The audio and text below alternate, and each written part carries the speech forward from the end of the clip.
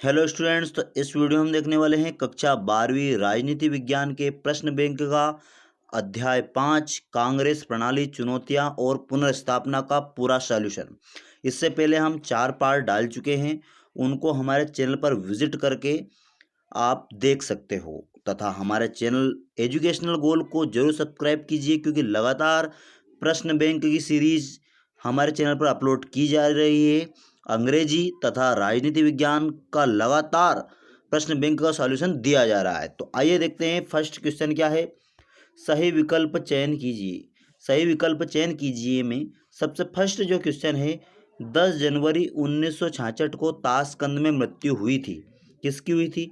तो आप जानते हो बच्चों कि ताशकंद में मृत्यु हुई थी लाल बहादुर शास्त्री की।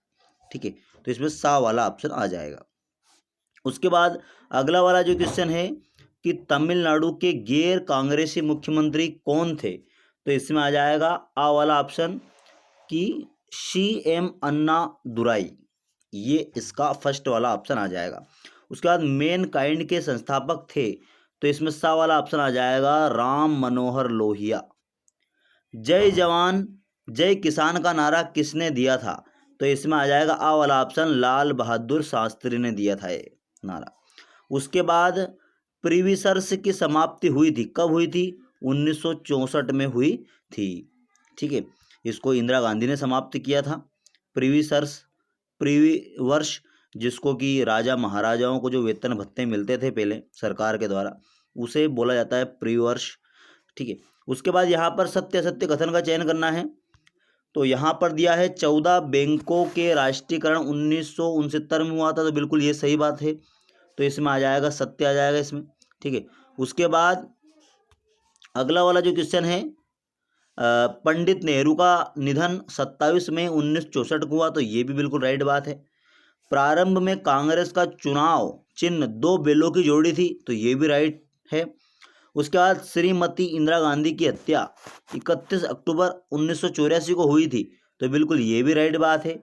उसके बाद जो फिफ्थ वाला ऑप्शन है कि देश के वर्तमान प्रधानमंत्री अटल बिहारी वाजपेयी है, तो ये एक असत्य कथन है, तो इस पर असत्य पर हम जाएंगे। उसके बाद अगले वाले क्वेश्चन पर हम चलते हैं। बाद अगले वाले क्वेश्चन में खाली स्थान की पूर्ति कीजिए है। वीवी गिरी देश के राष्ट्रपति तक रहे, तो कब तक रहे थे वो? 1964 से लगाकर 1974 तक वो देश के राष्ट्रपति रहे थे। उसके बाद अगले वाले क्वेश्चन में कि प्रिवी पर्स की समाप्ति इंदिरा गांधी ने की थी। किसने की थी? इंदिरा गांधी आ जाएगा इसमें। उसके बाद इंदिरा हटाओ नारा किसने दिया था? तो ये दिया था विपक्ष ने। किसने दिया था? विपक्ष ने ये नारा दिया था, इंदिरा हटाओ। उसके बाद कांग्रेस के प्रथम अध्यक्ष कौन थे? तो इसमें आ जाएगा व्योमेश चंद्र बनर्जी। तो व्योमेश चंद्र बनर्जी कैसे लिखते हैं मैं आपको थोड़ी देर में बताने वाला हूँ। उसके बाद अगले वाले क्वेश्चन में भारत का सबसे पुराना राजनीतिक दल है, तो आप जानते हो बच्चों भारतीय राष्ट्रीय जो कांग्रेस है वो भारत का सबसे पुराना राजनीतिक दल है। तो यहाँ पर देख सकते हैं हम खाली स्थान के सभी आंसर। तो बच्चों आप यहाँ पर देख सकते हो कि खाली स्थान भरो का पूरा आंसर यहाँ पर दिया है, तो यहाँ से आप लिख सकते हो अगले वाले क्वेश्चन पर। उसके बाद बच्चों यहाँ पर इस वाले चैप्टर में एक वाक्य में उत्तर भी दिए गए हैं। और सबसे पहला जो क्वेश्चन है प्रिवी पर्स क्या है, उसके बाद दूसरा जो क्वेश्चन है दल बदल का अर्थ क्या है, ग्रैंड अलायंस क्या है, दल बदल की राजनीति कब से शुरू हुई, और राजनीतिक दल के कार्य लिखना है। तो चलो आइए देखते हैं इन सभी प्रश्नों के उत्तर एक साथ। तो बच्चों आप यहाँ पर देख सकते हो कि प्रिवी पर्स क्या था कि भूतपूर्व राजा महाराजाओं को दिया गया भत्ता दिया गया जो भत्ता है वो क्या कहलाता था? Privy purse. ये समाप्ति जो है ये इसको हटा लेना आप। उसके बाद अगला जो है दल बदल था, तो एक दल की सदस्यता त्याग कर दूसरे दल की सदस्यता लेना दल बदल है।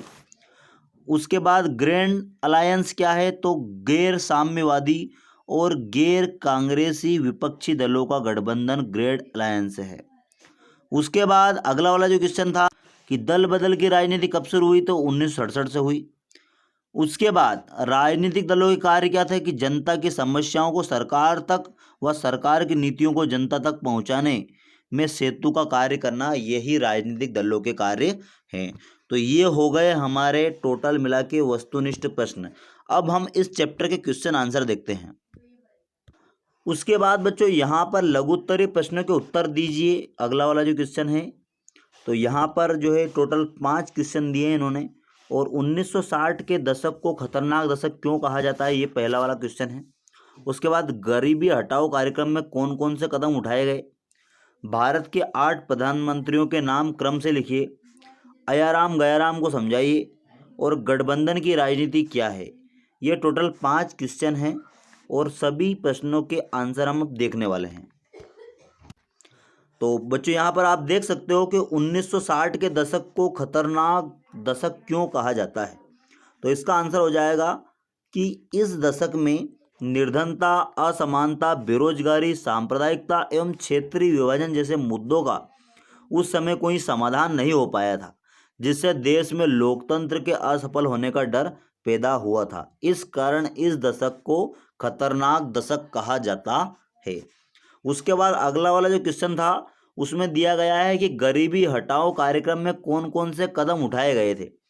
तो इसमें क्या हुआ था कि वंचित वर्गों, विशेषतः भूमिहीन किसान, दलित और आदिवासी, अल्पसंख्यक, मुस्लिम तथा बेरोजगार नवयुवकों के बीच श्रीमती गांधी द्वारा अपने समर्थन का आधार बनाने का प्रयास किया गया था गरीबी हटाओ कार्यक्रम के अंतर्गत। तो ये इन दोनों प्रश्नों के आंसर हो गए हैं। उसके बाद भारत के 8 प्रधानमंत्रियों के नाम क्रम से हमें लिखना है। तो यहाँ पर सबसे पहले आ जाएगा जवाहरलाल नेहरू, एक हो गए हैं। दूसरे हो गए लाल बहादुर शास्त्री। तीसरे हो गए हैं इंदिरा गांधी। चौथा जो प्रधानमंत्री था हमारे देश का मोरारजी देसाई थे। उसके बाद 5वें नंबर के थे चौधरी चरण सिंह। उसके बाद 6वें नंबर के थे राजीव गांधी।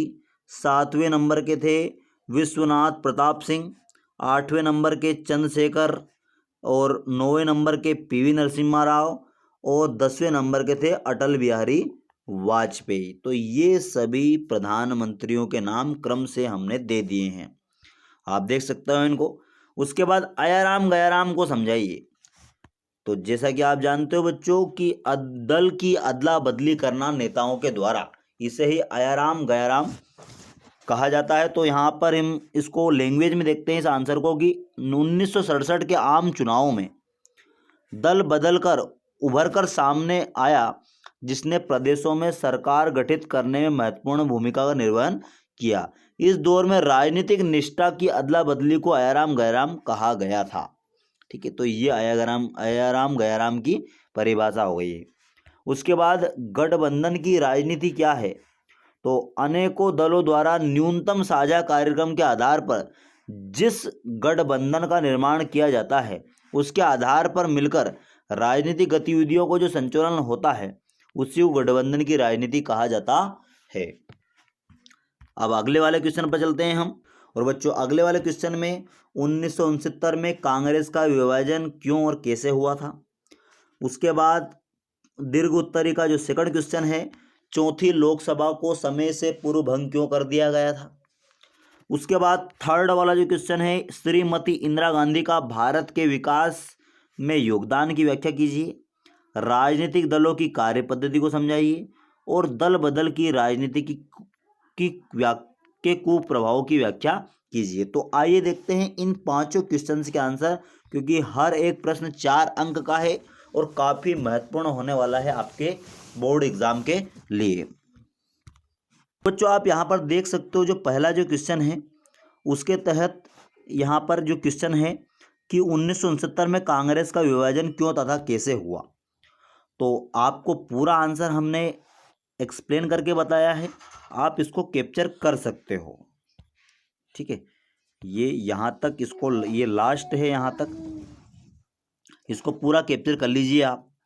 उसके बाद अगले वाले क्वेश्चन पर चलते हैं हम।